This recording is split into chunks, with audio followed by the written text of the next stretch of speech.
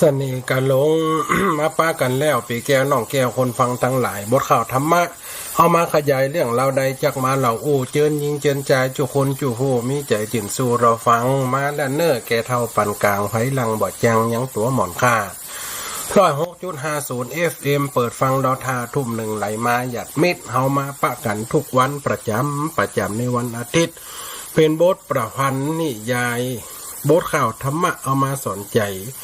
พ่อแม่ยิ่งใจเปิดฟังตังบ้านขอเจริญสุข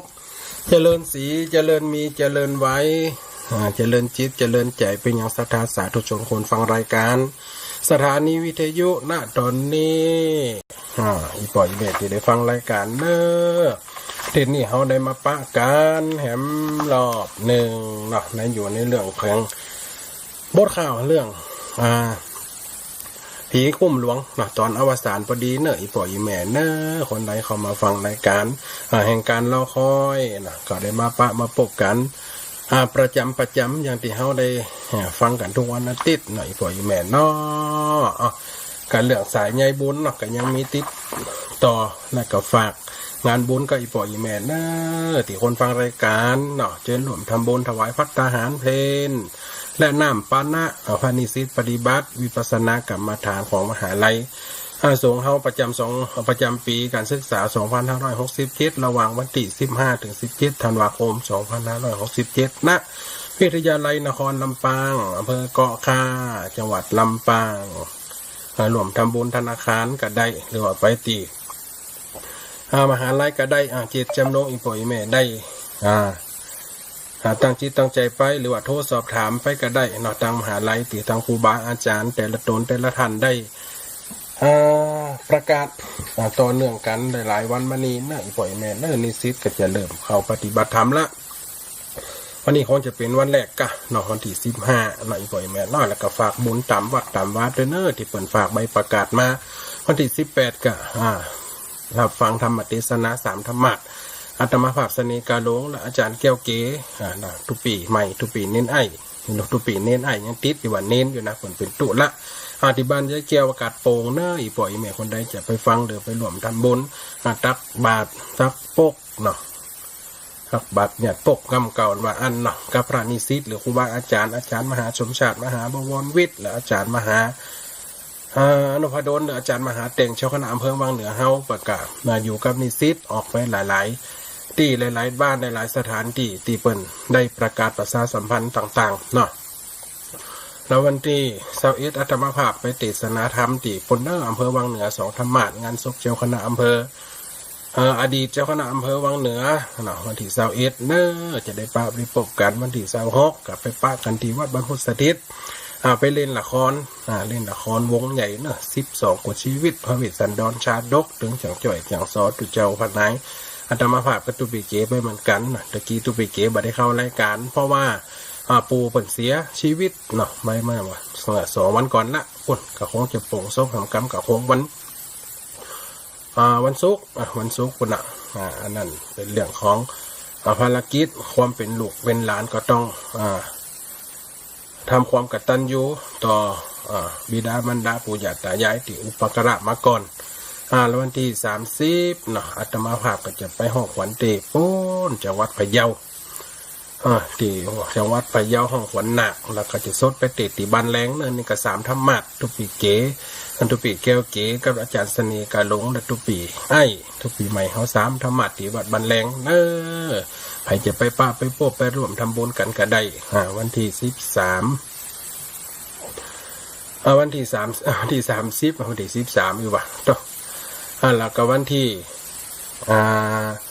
2กติอำเภอแม่ทาสกติบ้านกิวอนากาวงใหญ่เหมือนกันคณะใหญ่เล่นละครทำเรื่องพระเวสสันดรในงานเข้ากรรมลูกขมลครูบาอาจารย์พระเจ้าประสงค์คงจะเป็นลายซิดโกวัดเหมือนกันแต่เปิดวันออกวันที่2อาตมาภาพจะไปเล่นละครเนอะดังปีน้องศรัทธาดังบันหินกิมไก่ตีดังสายเมธาเนอะคนใดจะไปติดตามชมไปทอก็ได้เนาะแล้ววันที่26เดือน2รอบสถานเนอะอาตมาภาพไปเล่นละครแล้วก็จะไปเตะตีศาลกลางหรือศาลลักเมือง ศาลหลักเมืองก็คงจะเป็นกลางคืนอันนั้นเตดเกี่ยวกับประวัติในการสร้างหลวงพ่อพระเจ้าประจำภาคเหนือหลวงพ่อองค์ดำติดตั้งอยู่ที่ศาลหลักกลางวันที่12อาตมาภาพก็จะไปเตด3 ธรรมาสเหมือนกันที่วัดหัวเสืออำเภอแม่ทะอันนั้นเปิ่นจะมีปอยหลวงมีดนตรีมีอันยังแต่เปิ่นมีซอเปิ่นจะเอา3 ธรรมาสไปเตดอาตมาภาพก็จะได้ไปแล้วก็ยาวไปแหมเนาะวันที่12แล้ววันที่13กะจังหวัดอาตมาภาพกะทำบุญปอยหลวงหน่อยปอยแม่เนาะปอยหลวงกับวัดกับวาทานศาลาบนพระธาตุจิงแก้วโดยคำตีได้ได้ประชาสัมพันธ์ไปตั้งอีปอยแม่หลายคนกับฝากจะตู้ปันใจที่เปิ่นโอนมาแล้วก็จะได้ร่วมทำบุญนะกติขาดประเดี๋ยวนี้กันยังขาดจะตู้ปัจจัยที่จะร่วมทำบุญพระเจ้าพระสงฆ์35 หัววัดละ1,500จะเป็นสำหรับสังคิดตานออกอีปอยแม่ไฟจะมีเจตจำนงจะร่วมถึงหมดก็ได้หรือว่าจะล้อมมาแล้วแต่เจตนา100-200ก็ได้อาตมาภาพก็จะได้เขียนไว้นั่นก็โยมแม่สีที่บ้านเขื่อนนะก็โยมแม่อันยังก็ที่ห้างชัดนะวันนั้นที่ห้างชัดโยมแม่เป็นกับฝากมาละ500โยมแม่โยมแม่สมศรี500ในฝากรวมทำบุญกับจังหวัดอาตมาภาพโยมแม่สุภัตราเนาะอยู่ที่อำเภอห้างชัดนะอันนี้เพื่อกระโดดทำบุญมาเหมือนกันอีปล่อยแม่เนนี่ก็ฝากบุญสายบุญฝากก็อีปล่อยแม่ตัวโอ้ลำเปิงข้าวลำเงาเปิงไหมเจ้าวิทย์ตังฟังนิยาย นิยายผีคุ้มหลวงเนาะว่านี่อากาศหนาวนี่อีปล่อยแม่เนตึงหมวกตึงฟ้าตุ่มตะกี้กับให้ติดติบันสมปล่อยที่อำเภอห้างชัดมาเหมือนกันเขาวัดมากะเขามากวดปัดกวดบ้ากับเขามาหลังโทยสวยจอดแล้วก็กลับมาเข้ารายการต่อหน่อยอีปอยแม่เนาะคนติดตามเจ้า Facebook ไล่ก็ทักทายไปเด้อยุ่มแม่เพ่นสีว่าฟังอยู่เนอแสดงความใจกับปูของทุปิกีตัวเนาะแล้วก็หลายท่านนะทุปิไอก็เข้ามาฟังเหมือนกันอาจารย์เนี่ยนะภาษาอังกฤษสุตตพรนี่ก็คำนะก็พออันมาไขชัดนะเป็นภาษาอังกฤษนะอีปอยไม่เขามาฟังกันเล่าถึงตอนอวสานของผีคุ้มหลวงวันนี้ก็ถือว่าจบละอวสานละเนาะอีปอยแม่เนาะน้องจันฟองจะเป็นอย่างใดอาจารย์พอเรื่องหลานเมืองจะเป็นอย่างใดแล้วก็เจ้าอินทร์จะเป็นอย่างใดที่ตายเป็นผีเฝ้าคุ้มหลวงไม่เลี้ยงคำแปงจะเป็นอย่างใดที่ได้กระทำกับสิ่งติ่มดีกับลูกเลี้ยงเนาะอีปอยแม่ข้างนั่นนอกจันฟ้องก็เกิดความสุขอกสุขใจเพราะมีเจ้าอินทร์หรือว่าผีเจ้าคุ้มหลวงฮักสมฮักษาน้องข้าน้องฟ้องจันกับไปทำบุญอยู่เลยทำบุญอยู่มาขาดไปตั้งขันเข้ากลับมาตุยปีมีมันกลับมาเป็นคนที่มีสุขภาพแข็งแรงมาเป่งปังมีออนล่าเนาะคนห้องเดียวว่ามีออนล่ามีความงดงามเข้ามาเหมือนเดิมเป็นตีพิษอกพิษใจแกเมน่านางคำแปงก็เป็นตีอีเนี่ยแต่ก่อนมาหลังเคยทำบุญทำทานนับตั้งแต่แม่มันตายกับอาหารทำบุญอย่างบัดเดียวนี่ไปทำบุญ2 ขัน 3 ขันลังไปส่งเข้าวัดไปเมาตุดเจ้ากะไปเมาหนัดเบาทั้งนอกทั้งป่างกำพอเลี้ยงหลานเมืองสักวันเตอะอย่าได้อุ้มหลานมีปอพอเตอะอย่าฟังความผิดอกผิดใจให้นานเมืองว่าลูกกูกลับมาเป็นคนดีคนรักเราอย่ามาว่าจะนี่ก็เลยสร้างความผิดอกผิดใจคำแปลงกับมาเกียดอกเกียดใจจะอวสานวันเนี่ยนะอีปอยแม่เนาะอวสานละกะเนาะกำได้พอต้องป่าได้นะมันจะเป็นอย่างใดอีปอยแม่ลองฟังกันไปเนาะ น้องฟองจันแม่ใบนาเกียงจัดดาพร้อมเพรียงเข้าน้ำจากตานจังหันบ่ออีดเมยข้านหีบออกจากบ้านตานได้ยิ้มละไม้หน้าตาสดใสป่อหันลูกนายดีใจเสียงทานพอเลี้ยงนันเมียงหันลูกคึบมาสดมาใสมีความอิ่มเอิบใจกันยินดีกับลูกกับเต่าส่วนว่าคำเป้งเกิดความพิษใจเพราะว่าทำร้ายบ่ได้ทำร้ายเปิ่นไปข้างหนึ่งละจะฆ่าเปิ่นแหมกรรมจะได้มาได้นะฮิใจเสียงทานส่วนอีคำเป้งผิดใจว่าอัน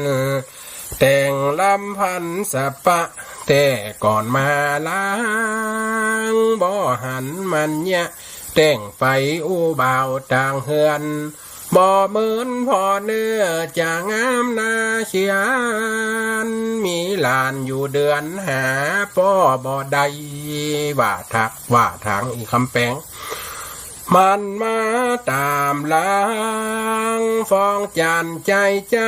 เอินว่ารำไรสะปะป่อเลี้ยงนานเมืองได้ยินว่าทะบ่ปอสอบสู่กำวอนเลยฮักกำว่าหลายบังหลายตอนตัดกำล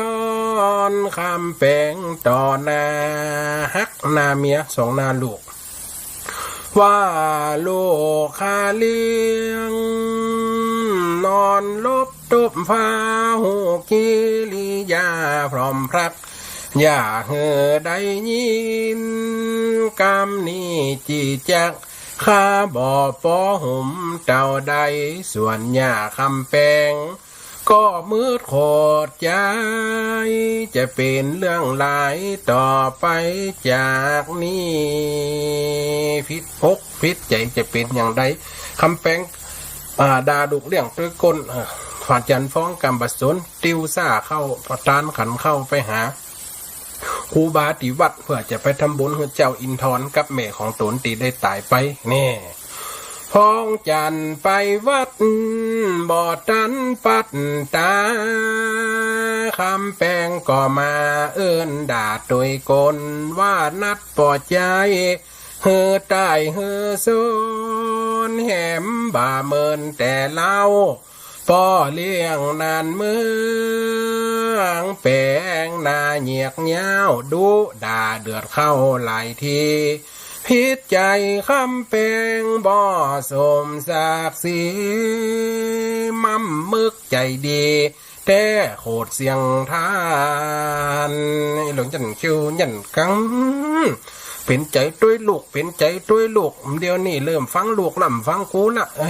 เดี๋ยวเมินกูจะจัดการฆ่าถึงปอดถึงลูกเชี่ยกูนี่มันจะเหลืออีกคำแปงไปไหนกำลังอูกันที่ตั้งลุ่มบ้านมีเสียงเดือดดานฟังฟ้าวว่าแม่เลี้ยงเฮ้ยขจายแม่เลี้ยงคำแปงอยู่ก็มีไผอยู่นี่ฟองคนเอินห้องเศร้าว่าแม่เลี้ยงเจ้าคำแปงมีข่าวเหตุร้ายจะใจจักแตกแหงเข้ามาแสดงโหกวิ่งถึงบ้านพ่อหวานน้องของคำแปงน่ะเจียวไอ้ซักตาตีมันจ้างมาข่มขืนฟ้องจันน่ะสุดท้ายมาถูกงูคบติปากกุยตายเหี้ยกึ่งดึงตายซะแล้วเหรอกไก่ต้องไก่อกเขียวเลือดย่อยปักย่อยดังตายแบบสมศักดิ์ศรีนี่โหกมาถึงบ้านว่าไอ้ซักดาน้องบ่าวว่าอันมันตาย2 วันแล้วเล่าปอเน่าไก่เม็นแมงเต้นตอมเศร้าเลือดไหลกำเศร้าดำแดงบ่หูเงินเก้ามีอย่างแอบแฝงไผ่มาฟันแตงก็ถูกเปิ้นขา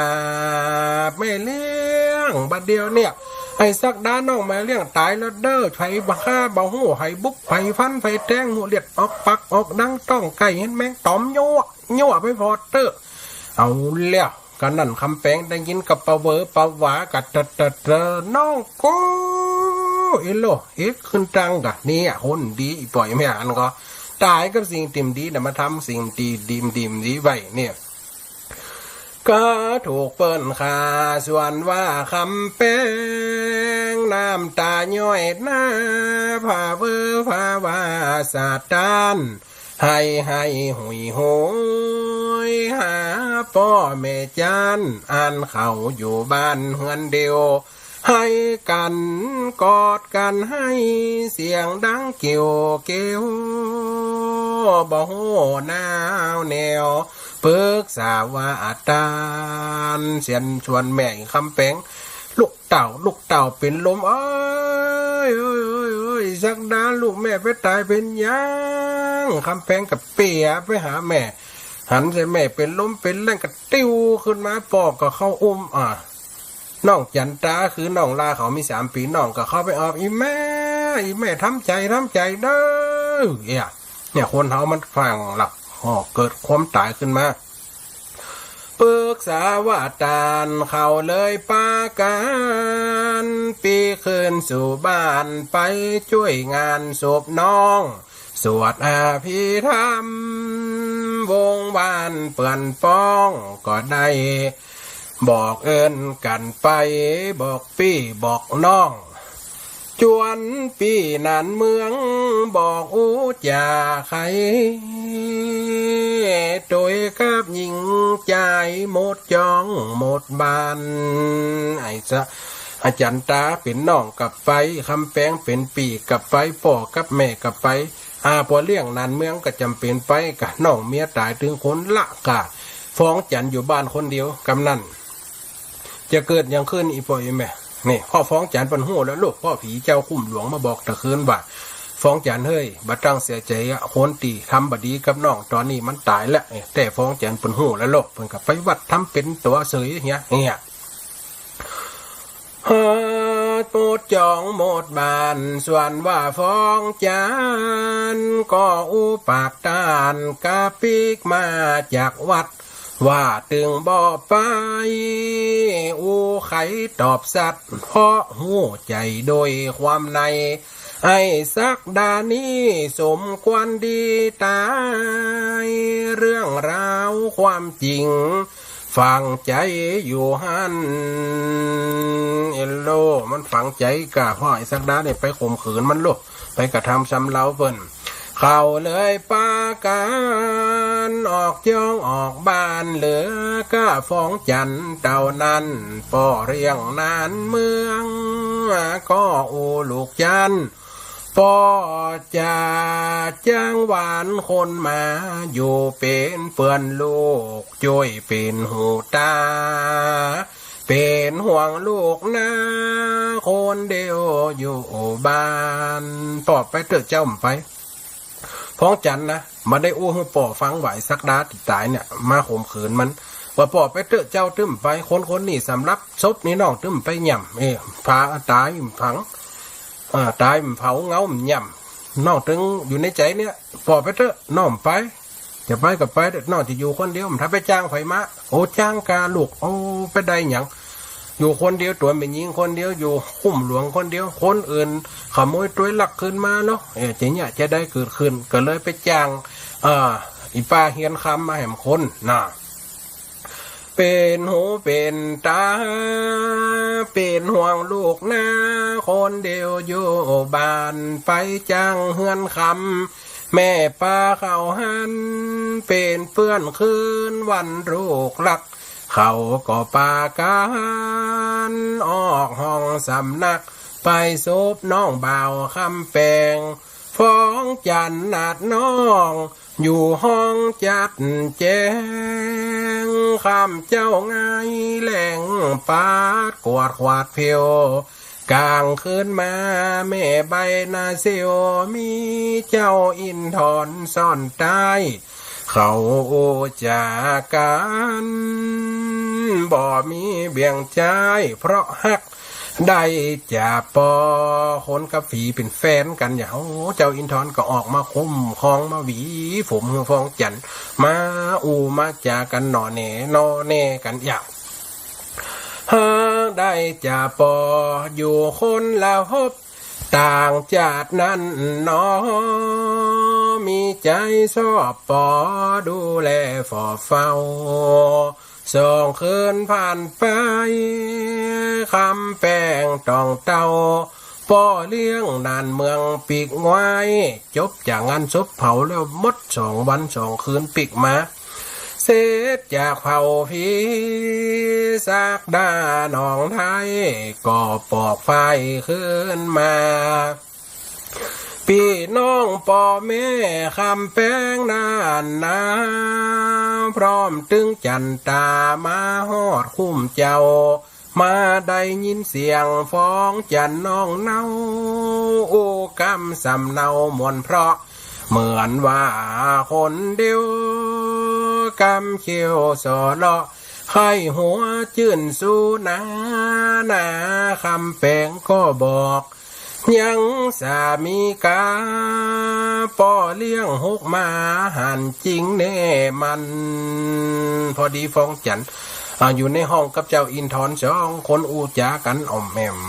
แอมในขนาดนั่นตีว่า5-6 คนไปรวมงานจบไอ้สักดาปิกมาก็มาได้ยินเสียงฟ้องจันอู้ไข่หัวหนัวกันม่วนมันเป็นไผตีไหนไอ้หันก็เนี่ยก็ลูกที่ดีของไอ้มันเป็นคนดีที่ไหนเฮาอยู่กัน2 วัน2 คืนนัดปอใจมานอนโดยหันก็คืนไปเลยถ้าไอ้นั้นจัดการเดี๋ยวเจ้าจะจัดการไปได้จะได้ศักดิ์ศรีลูกไม่ยิงไอ้หลอกเนี่ยใครเป็นปกป้องแต่ใครฮื้อป่อเนี่ยฆ่าลูกใครฮื้อป่อทำลายลูกมันจะหุบสมบัติลูกห่านจริงแม่นมันว่าฟ้องจันนายใจที่ป่อปันเป็นไฟได้มันลูกลักนัดไฟมานอนถึงห้องสำนักป่อหันแต่กี่วุยวายนอนอิงตึกเมื่อเป็นไฟที่นายคงบ่เป็นหลายลูกเนี่ยเชื่ออีเอาพ่อใจมานอนป่อจะฮื้อแต่งงานกับลูกป่อเลี้ยงเอียงเงินคนที่เปิ้นฮักเฮายศถาบรรดาศักดิ์จ่าป่อจ่าเตืองกันเอาไปเอาไว้ที่ไหนมานอนเอาไห้มานอนมาหนุนนี่ก็เป็นลูก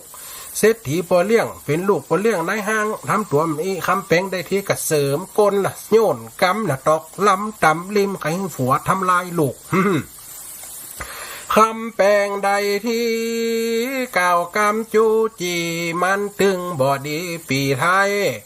น้องเคยบอกยาตัวปีไว้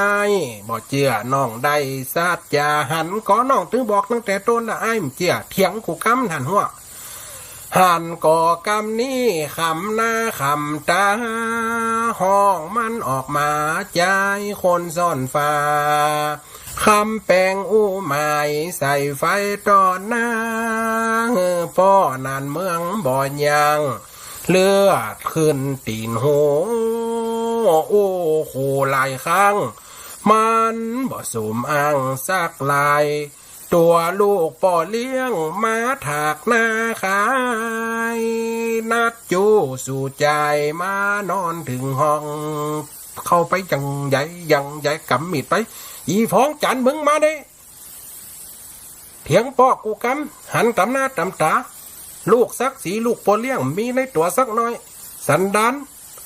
ทำเป็นหมาเดือน12มานี้นี่กูจะจัดการลูกมันดีนี่ฆ่าขว้างก็ได้กูแปลงได้กูก็ฆ่าทำร้ายได้ออกมาเร็วคู่กันนะป่อตึงจ่าตีเขียนหือเจ็บต้องลูกหยังลำพองไงนักเสียแหงป่อเขาหักเสียงตีหักหาป่อใจเหือคนมีสมฐานะเหือสมศักดิ์ศรีลูกบอกเกิดดีต่างป่อแปลงเหือนี่ป่อแปลงต่างเหือเอามาเดียวมาเอาผสมศักดิ์ศรีสักหน่อยกูแปลงต่างไปเหือเลี้ยงมันมัดเสียงเลี้ยงมันฟังกำเอาเปิ้งแม่มันตายหลายลูกว่าเหือลูกเจ็บใจใครเหือลูกสึงถึงเจ็บถึงแขนถึงในเพื่อจะให้ลูกเสียใจป่อว่ากำดีว่าเปิ้งแม่มันตายละป่อเลี้ยงดีจะอันจะอีนี่ต่างป่อแปลงเฮอป่อเลี้ยงนันเมืองหูห้อนวือจะโตบจะตือผูกมัดเค้นเอาความจริงแปลงหน้าขิงขัดจะโตบตัวหน้าจันฟองมาเดียวนั้นวิญญาณสายองคนหักจันฟองยืนตรงต่อหน้าในขณะนั้นตี ป้อเลี้ยงนานเมืองขู่ฟ้องจันจะมัดจะตบจะตีจะทำลายขนาดนั้นวิญญาณเจ้าอินทร์กับออกมาจากคุ้มหลวงอีหลบพี่ปิ้งสองหน้าสองตาอย่างหนังเนี่ยโอ้กำลังฟ้องป้อเลี้ยงนานแม่งกำลังเงี่ยมือจะตบหน้าฟ้องจันป้อเจ้าคุ้มหลวงอินทร์กับจั่วแขนไว้ได้ยุดเสด็จพ่อคุณเสด็จพ่อว่ะไม่แม่นเสด็จอยู่เนาะหยุดนะคุณพ่อเอกพ่อจะไม่อย่างนี้ได้ถามเก้าถามปลายก่อนอยากจะอิ่มถูกฮู้ก็ฟ้องจันเกิดความทุกข์ความลำบากใจมาสักแต่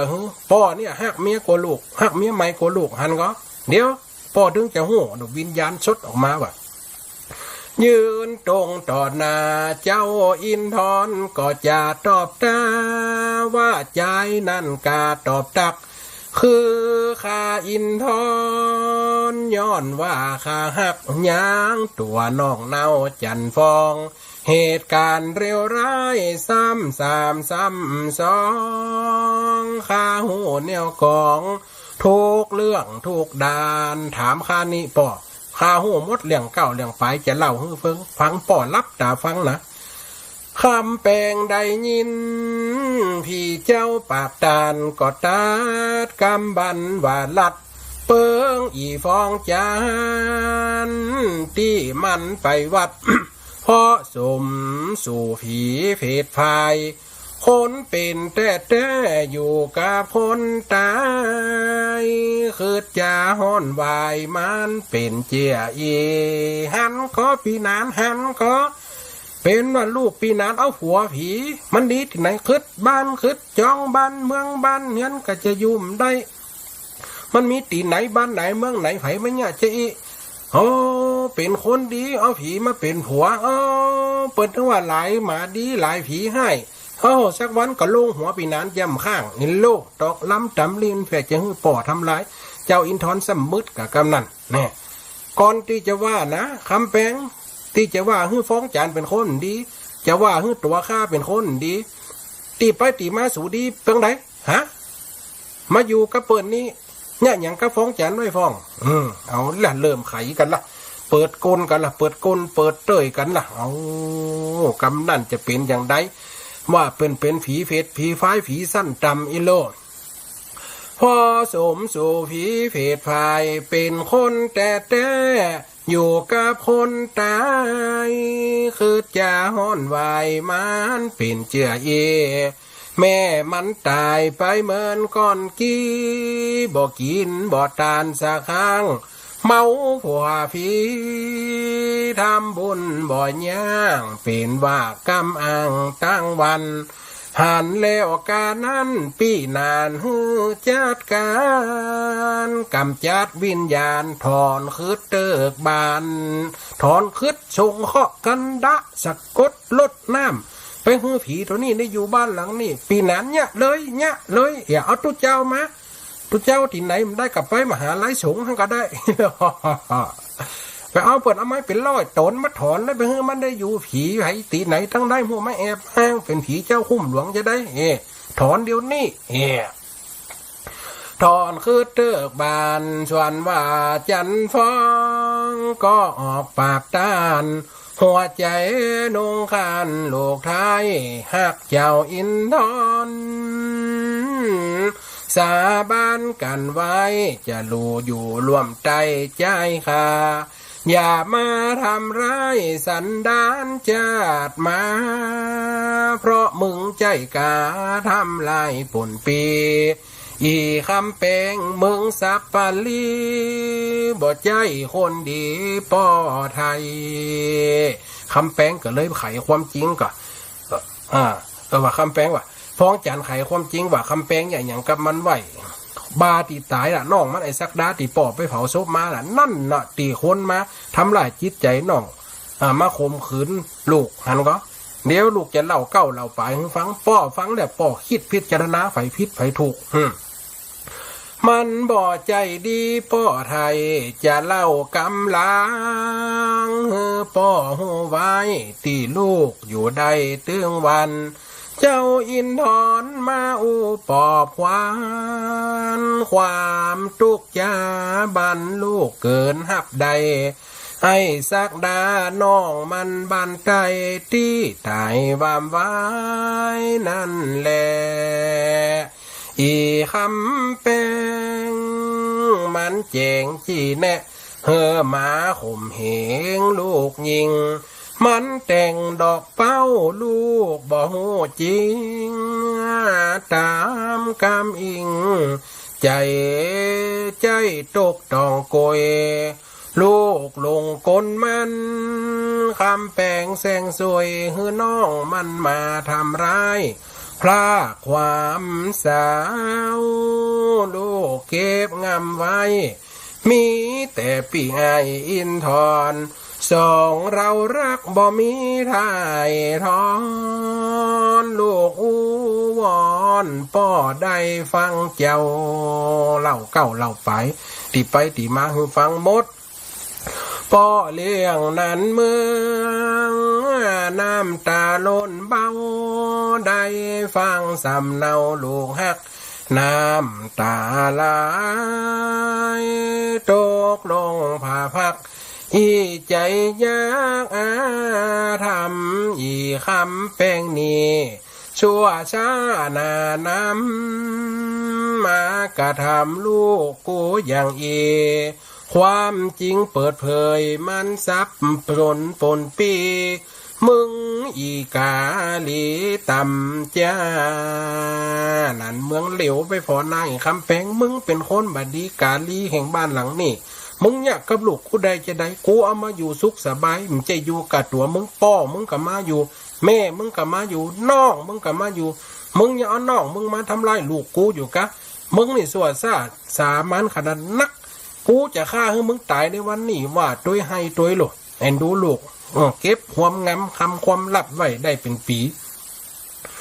ถ้ามีเจ้าอินทรมาช่วยรักษาหัวใจก็คงแขนคอตายไปเหมือนล่ะเนาะตั้งแต่ต้นอดได้จะเป็นหล่นเปียเอาดาบกะนี่อีกาลีตำจ่าป้อเลี้ยงนานเมืองเปียดาบวาดว่าหมายจะไปฆ่าคำแปงกูเกยหักเงินแก้วเป็กแสงบ่แหนงข้างใดเอาใจกูขอพ่อแม่คำแปงมีหน้าตาซอกราบขอพ่อเลี้ยงสาวป่อกับแม่ของคำแปงกันลงกอดแข่งกอดขาป่อเลี้ยงนั้นเมืองกาบจะเฮือแม่กาบกับกาบลูกจะเฮือแม่ไว้ป่อไว้กับไว้ขอเถอะจะไปฆ่าไปแกงลูกแม่มันดีแม่ก็โหดแต่ตนฟิตที่แม่เองเนี่ยสอนลูกออกมามันดีเนี่ยเปิ้นว่าคนเฮาอีป่อยแม่ลูกจะดีเพียงใดลูกจะชั่วเพียงใดคนเฮาพ่อแม่นี่ยอมรับผิดแทนได้หมดนี่เพราะว่าความฮักถึงว่าลูกจะเปิ้นจังเจ้าบ้านเปิ่มชอบพ่อแม่ก็ถึงฮักคนเฮานี่ปฏิเสธบ่ได้ความฮักของพ่อของแม่ได้ยิ่งใหญ่ที่สุดก้มกราบหลังตีนเจ้าพอเรื่องนั้นเมืองขอเตอะจะไปฆ่ากันแม่ขอจะไปฆ่าไปเก่งขอให้มันมีชีวิตอยู่เตอะเอามันไปใส่ขอกใส่ขังใส่ตารางขังคุกเตอะแม่ขอเตอะแม่ยังได้หันหน้าถึงว่ามันฆ่าไปปอเลี้ยงก็จะที่ขอกที่ขังมันได้มาได้หันหน้าฟ้องจันก็จะเป็นกำพร้าเด้อลูกแม่ตายเจ้านายเจ้าป่อเจ้าคุ้มเจ้า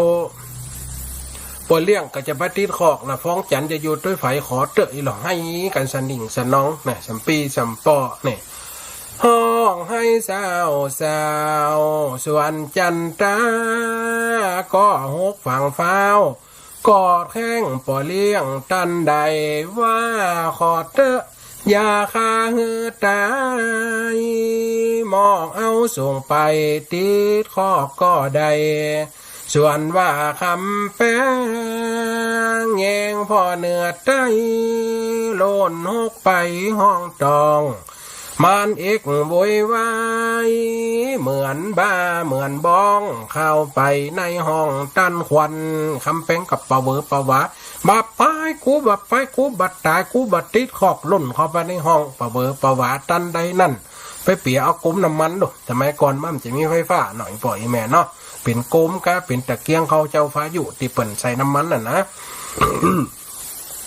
เข้าไปในห้องตันขวัญยามเมื่อนั้นนางเหลวไปหันฝางก้มน้ำมัน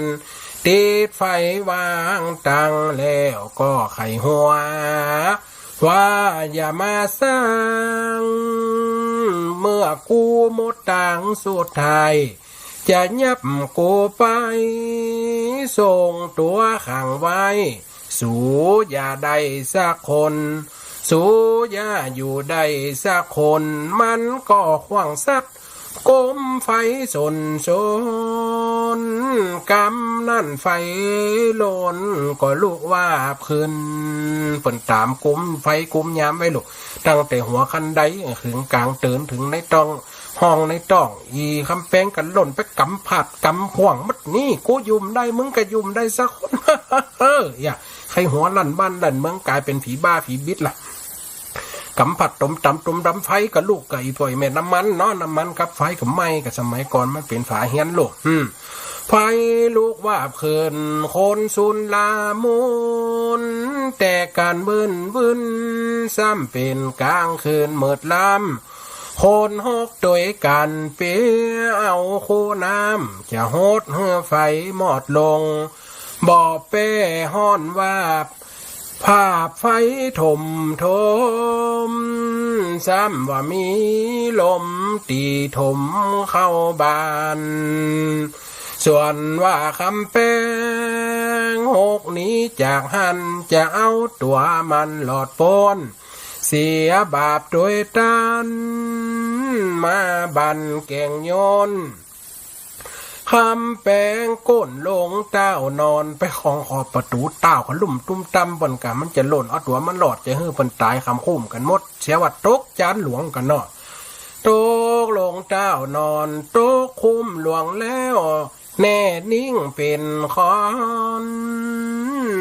คอหักตุบคอนตายเฮียตีหันเสีย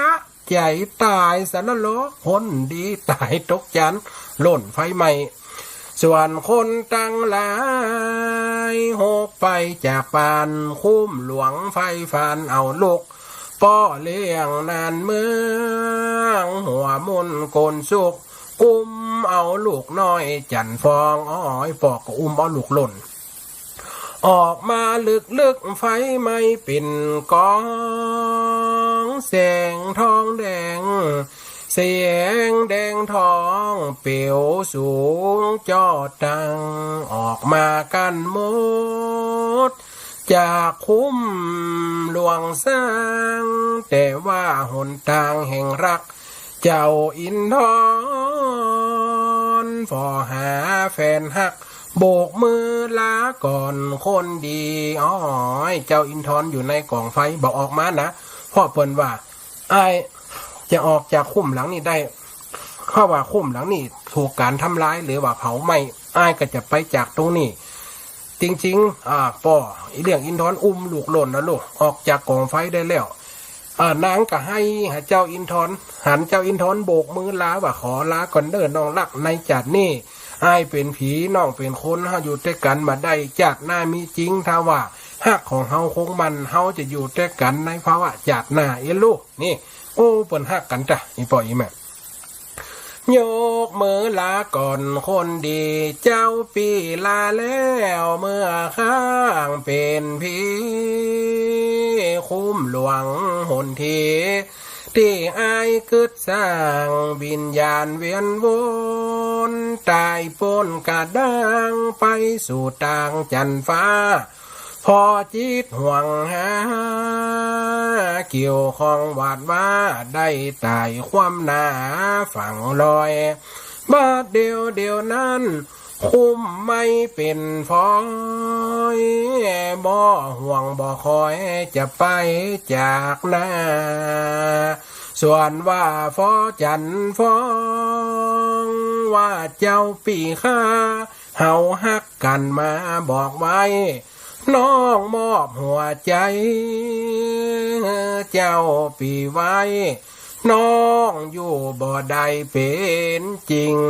เพราะว่าจาตินี้โมต่างตันพิงจะบ่อยู่ปิงกับคนอื่นใดน้องขอตัวใจสุดฟ้าแหล่งไหลอยู่กับกันไปทุกภพพ้องจันสร้างลาแล้วก้มกับนบต่อหน้าป่อเลี้ยงนานเมืองอ้อยจันฟ้องออกจากกองไฟมาได้หลกกำนั่นฮักนี่น้องส่วนนี่ลันเพราะว่าคนอื่น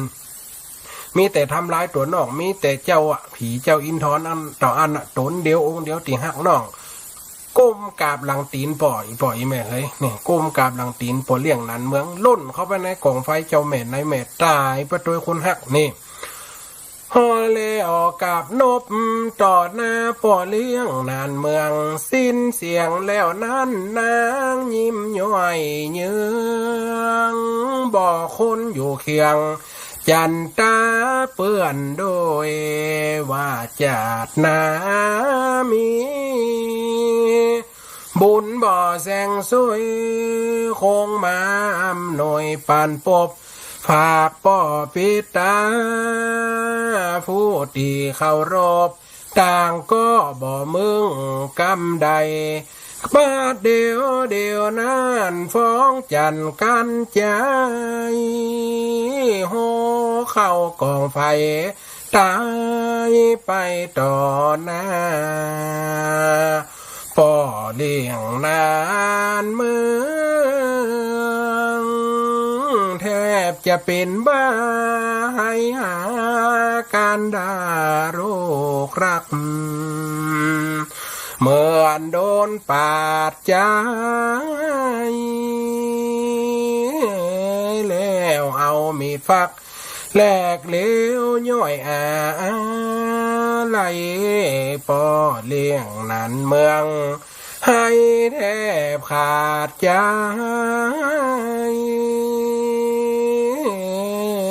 สลบไปลืมชิงเมื่ออันคุ้มเจ้าหมอดจมเป็นเต้าเสียงทานปิดตำนานความรักเจ้าอินนอนกับนางคนหักฟ้องจันสองเจ้านี่ใหญ่เหลือแต่กำเล่าถึง100 ปีไปยังมีแม่ยายจันตาเล่าจบบริบูรณ์จูคนจูโฟบทนี้วาดวางลงก่อนวังและนายตอนสุดท้ายเศร้าหน่อยปล่อยแม่เนาะรู้สึกว่าเรื่องนี้จะเศร้าสุดเรื่องมี5 ตอนแต่กันเนื้อว่าความฮักความผูกพันของเจ้าอินทร์กับน้องจันฟ้องเหนือฟ้องจันที่ว่าฮักต่อกันเพราะว่าป่อหลวงเมียน้อยอยู่ได้เพราะว่ามีเจ้าอินทร์มาเป็นคู่ชีวิตเป็นคู่ติดตามเป็นคู่ให้ความหวังจากที่พ่อจะแขวนขอตายสุดท้ายมาช่วยเหลือจากผีเจ้าหลวงเจ้าอินทร์ช่วยไว้สุดท้ายคุ้มหลวงใหม่ชีวิตสายแรกจะเลินพรยายบัวไข่เลินพรเจ้าให้ยิ่งยาวให้ตัวละครให้ตัวละครให้ตัวหลีใหญ่ให้ตัวไข่หัวตัวสาวแม่ติดหน้าเอาอย่างเจ๊แบบเด้อติดหน้าจะเล่าเลี้ยงควาย3 เขาอีแม่จำจะเลี้ยงเศร้าแล้วเลี้ยงหน้าจะเป็นนี่ให้แต่ให้ว่าขี้หมกสายย่อยหมดนี่โดให้ได้ไงหัวเด้อหวัดดีที่จะฮกมาเจอกันเนาะสาธุแม่ที่จะฮกป้ากันเนาะสาธุเจริญพรดอกแม่ยายบัวไข่ฟังทางวิทยุให้ตัวเจ้าอินทร์ก็เฮาให้น้องฟ้องจันเนาะเห็นดูชีวิตเขาเนาะ ฟ้องจันนี่ชีวิตลันทดถึงจะมีเมตหน้าเดี๋ยวก่อนเด้อโอ้ยสาธุเจริญพรสาธุเจริญพรกลับไปสาเจ้าพระอาจารย์ สาธุกระดกยางด้วยเจ้าโยมแม่ฟังชัดก่อนวันนี้โยมแม่โอนสตางค์ให้พระอาจารย์แล้วพระอาจารย์ได้อ่านแล้วเจ้าแม่โอนมาได้ละแม่ล่ะโอนไปแล้วแล้วก็แม่กระทรวงอันจะรีบไปคือในไลน์ของอาจารย์นะตอนที่กระถินอาจารย์ก็ไม่ได้อ่านแล้วเจ้าค่ะสุมาเอาไฟใหม่เฮ้ยนักเตรียมมานั่นไม่เทียนโอนไปแหมรอบนึงจะไปสองรอบแล้วเจ้านี่แม่ยมเม็ดเทียนเนาะรวมทำบุญอัน100 บาทละแม่ล่ะตาสาระเจ้า100 บาทอาจารย์มาทำแบบนี้เวลาเนี่ยเนาะนั่นทำไม่เวลาอ่านอินดูว่าเจ้ากุ้มหล่อจะแม่ก็ให้ตัวนี้อินดูมันเนาะอินดูเปิ่นเนาะแม่เนาะตัวเนอแม่โอนมา100ละแม่ล่ะเจ้าติดแล้วได้อ่านนะแม่ได้โออยู่แล้วว่าแม่เทียนเบิ่นนั่นตาเดี๋ยวแม่บอกอันนี้เมียพร้อมแล้วเปิดกลับมาได้อ่านจะดูแม่เทียนแกตอนที่กระถินเป็นเจ้าค่ะจ้ะแม่เทียนแกหนองยัง100 บาทละแม่ล่ะเด็กก็โอนไปแล้วแต่ว่าก็100 บาทละแม่ล่ะ100 บาทละเจ้า100 บาทสาธุเนอก่อนก็ร้อยหรือก็ร้อยสาธุเนอสาธุใจพระอาจารย์สาธุแม่สาธุเนอเจ้าเป็นกำลังใจพระอาจารย์เด้อยมแม่พังจะรอแล้วเจ้าแต่ไม่ได้โทรมาเจ้าพระอาจารย์ก็ได้เป็นวัดเจ้ากันให้ตัวฉันเป็นวัดแล้วเก่าเจ้าสับเหลือเก่าพักคือกาให้ตัวอันนครสาธุแม่เนอเจ้าสาธุเจ้าสาธุโยมแม่เทียนแกหนองยังนะอีแม่ฝากอนุโมทนาบุญมาตัว100 บาทร่วมทำบุญกับศาลานะอีกหน่อยอีแม่เนอแต่ก่อนเข้ารายการมันได้ขอสักครับสาธุเจริญพรสวยจ้าเจ้าแม่พันธุ์เลยตั้งวังเหนือชัดเจนเนาะเจ้าชัดเจนเลยเจ้าโอ้น่าใจเนาะน่าดีหน่อยใจเนาะเห็นไหมเจ้าจัดอกสาธุมาเจ้าแม่กำลังใจพระอาจารย์เนอะสาธุแม่เจริญพรเนอะแม่เลื่อนเส้นต่อไว้นะเจ้าสาธุโยมแม่น้อยท่าโทษจ้าแม่ฟังอยู่เด้อน้อยใจนิดล่ะยังว่านั่นเนาะกำไปก็เว้นมันนั่นเนาะนั่นกำเนาะกำเว้นกำไผมันน่ะนั่นน่ะแม่จะน้อยใจเพิ่มกันนะจะย่ออยู่เนี่ยครับผมเจริญพรเนอะแม่สาธุสายต่อไปโยมแม่วังมนโยมแม่วังมนเจริญพรน่ะสาธุโยมแม่วังมนใช่ไหมบัดต่อพ่อยอ่านวางก่อนเนาะสาธุโยมแม่พรร้องวัดแดงสันกำแพงสาธุเจริญพรอยู่แม่เนอะฮะ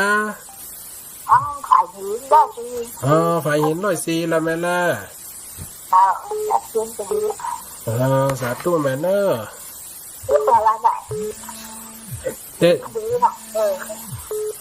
โยมแม่เป็นโทรมาต้องโทรมาเบอร์087นะแม่เนอะจะไปโทรมาเบอร์แหมตีไล่สดได้แม่เพราะมันจะตัดได้แม่เนอะ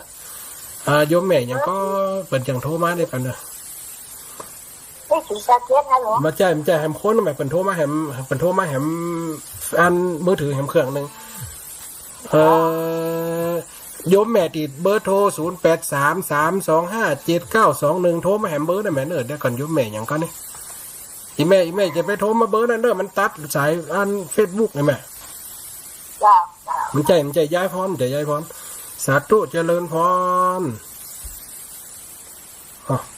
อีแม่ติดอีแม่เหนื่อยก็นะเรื่องเป้ากำใจหัวนะอีแม่เนี่ยเดี๋ยวผมต้องบอกไปก่อนละสาธุเจริญพรอีเมลโทรมาเบอร์นี่เด้อ0871820625อีเมลห้ามเธอมา089เด้อเพราะมันจะตัดไล่สดเบอร์โทรที่โทรกันได้คือ0871820625อีเมลนี่ก็พยายามโทรขนาดนั้นเดี๋ยวขอล็อกเบอร์อีเมลนี้ไว้ก่อน นี่แม่นี่เป็นจังโทรมาเบอร์นี่สาธุเจริญพรพระเจ้าท่านอาจารย์เจ้าตะกี้แม่โทรมาแล้วกับโอสกรรมเจ้าม่วนดีเนาะสาธุแม่เจ้าอาทิตย์หน้าอย่างก็เจ้าควายสามเขาแม่อาทิตย์หน้าเดี๋ยวควายสามเขาเจ้าจะร้องครั้งเจ้าสาธุเจริญพรนะโยมแม่เนอะกำลังใจอาจารย์เจ้าสาธุเจ้าไว้เจ้าสาธุอีแม่โทรกันมาที่0871820625เด้อเบอร์อื่นโทรมามันจะตัดFacebook ไล่นะแม่เนอะสาธุเจริญพรจ้านมัสการพระอาจารย์โยมแม่ยังโยมแม่เทียมฟ้าไงโยมแม่เทียมฟ้าที่แม่อดตังเข้าไว้แต่ว่าแม่สุภัตราน่ะนะแม่ก็จ้านั่นน่ะขอ Facebook ออนไลน์นี่แล้วก็ไลน์ที่ยังฉันบอกขึ้นแต่ขึ้นอยู่นะแม่หันขึ้นอยู่ขึ้นฉันไม่ได้ตั้งแม่ก็เล่นได้สองก้าวแม่ก็หันอยู่นะเห็นในนั่นแล้วเนาะข้อความว่าแม่ที่ภาษาบนกระเบนเนาะสาธุแม่เจริญพรเนอะเจ้าเห็นพระเจ้าหันอยู่ไหมเจ้าแล้วก่อนพระอาจารย์สาธุไหมสาธุท่านแม่กับหนึ่งสาธุไหมแต่อันนี้ไปอยู่นะแต่อันนี้ไปอยู่อย่างก็ตักไลน์ไปอยู่อีเมลมันหันขึ้นอยู่นะอีเมลตอบเลยเจ้าชื่อน้องป้ายไม่ใช่ชื่อไกด์ชิดนะเจ้าชื่ออันอย่างโง่นี่กันเด้อนี่กันนะแม่นตักไปอยู่ในไหมแหละเจ้าตักไปอยู่สาธุสาธุมาเจริญพรเนอะสาธุเจริญพรสาธุเจริญพรนี่ไหมเจ้ากับอาจารย์เนอะตั้งอาจารย์ตั้งใดจ้ามันสีละพรสีเตี้ยบ้านห้องละบ้านห้องละโพนละแม่ล่ะเจ้าจบแล้วเนาะแม่น่ะแม่เที่ยวละได้ถึงเศร้าถึงโศกได้ถึงเศร้าถึงโศกถึงให้ตัวแม่นแล้วเจ้าจะได้เอาเรื่องใหม่นะเรื่องควายสามเขาอีกไหมเรื่องควายสามเขาชัดเจนดีเนอะท่านพระอาจารย์ขึ้น98.75ว่าห้วยจองซักนะเจ้าสาธุโยมแม่สาธุเนอะขึ้นห้วยจองซักทักทายไปต้องปุ่นตัวเนาะชัดเจนดีฟังกุศลพระองค์เด้อเจ้าเด้อสาธุเนอะแม่สาธุเจ้าสาธุเด้อเจ้าสาธุเจริญพรสาธุโยมแม่ทั้งหลายจ้าได้ก่อนเด้อมันนั่นซับสนกันหลายเบอร์กันเด้อเพียงเปล่าแหละแม่ล่ะบ้านยางแม่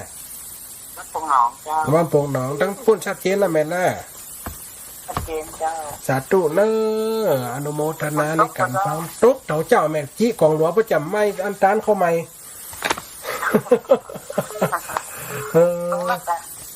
นั่นไหนแม่ตุ๊กโอ้ขึ้นห้องนะเจ้าต้องเป้าประมาณกันเจ้าสาธุนะแม่เนอะหนาวเห็นนะโอ้หนาวกำจะใส่ถึงหมวกถึงผ้านี่สาธุแม่สาธุแม่สาธุเนอะสาธุเจ้าสาธุเจริญพรเจ้าวัฒนาเจ้าสาธุตั้งได้ใจแม่บางกระแป้งเทพเสด็จเจ้าตั้งเทพเสด็จตั้งให้เป็นได้ฟังทีเพราะว่าไปขึ้นไปหินเนาะสาธุแม่ชัดเจนนี่นะแม่เนาะชัดเจนดีเจ้ายกไปแล้วเนาะแม่ภาษาไปได้ฟังแล้วได้ฟังกันไปการตั้งได้มาได้ฟังม่วนเลยเนาะนั่นน่ะติดนาเลี้ยงควายสามเขาเนอะม่วนโยคติสนใจเป็นเรื่องไปเนอะสาธุอีแม่สาธุเนอะจ้าเป็นกำลังใจให้เนอะสาธุจ้าสาธุเจริญพร ภาษาเจ้า สาธุแม่ตั้งได้ใจแม่ จะเป็นข้างเจ้าวันไม่ทุกเหนือเพื่อว่าเหนือเจ้า อ๋อมันไม่สุกเหนือแหละไม่สุกเหนือไม่สุกนอกไม่สุกในไม่สุกเหนือเนี่ยอยู่ตั้งปุ่นไม่ตั้งในหลายอำเภอน่ะแม่เนาะฮะอ๋อแม่นได้ไปแต่แล้วไปติดไปใส่เบอร์หัวเตียนหนึ่ง ถ้าปุ่นฟักหนักก่อนแม่ไปกาไปจัดมันหยังต้องปุ่นฟังกันหนักก่อนแม่ก็บุกท้องอยู่นะเจ้าอ๋อเจ้านี่ต้องท้องถ้าพระอาจารย์สาธุอย่างควายถามเขาจบแล้วนะนี่ขอเอากำกระดำกินนะเจ้าอ๋อกำกระดำแล้วแม่นะได้กะสาธุเนอะเจ้าสาธุเจ้าคอยสาธุเจ้าสาธุนะสาธุเจริญพรแห่มสายนอกก่อนที่สถานีจะตัดสาธุเจริญพรใช่สาธุ